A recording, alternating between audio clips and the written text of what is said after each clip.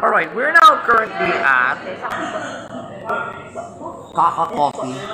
Medyo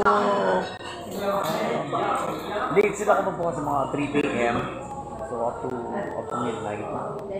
And we just ordered yung specialty nila, yung Kaka sandwich, dalawa. So tigisa kami ngayon naman. We're gonna taste test that. Uuwi muna kami. Alright? 1 hour later. Okay, nakauwi na kami guys, and wow! Okay.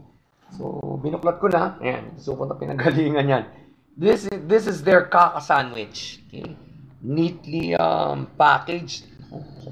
Kaya pala mahal ito eh. Okay.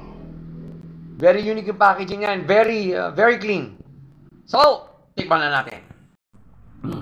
So, here it is again guys. Okay. Medyo matibay yung pagkakaano. Ayun. Here it is. Oo nga, parang dami na nga eh. So, here it is. Yan. Up close. Isang buong sandwich ito na hinati sa dalawa. So, here it is. Yan. Ngayon, tikman natin.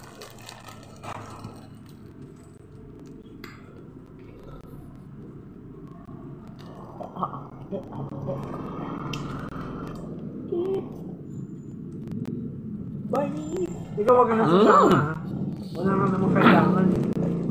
Si Kuya lang ang may kailangan. Okay, sarap guys! Now, sabi kasi sa akin ng staff doon, para nito clubhouse ito, pero imbis na ham, chicken fingers. Maganda ang luto ng chicken fingers nila. Okay? And I can taste the vegetables. I can taste the tanginess. Okay? Lasang clubhouse siya. Pero whole distinct level dahil sa chicken fingers. Saka yung packaging na medyo class. Okay? And good thing, the ambience a while ago, very quiet, very clean. Tsaka yung service nila at par with name brand coffee shops or restos in the area. Okay? Indie ang dating nila actually. So ano ang final judgment natin for Kaka Coffee? Masarap to.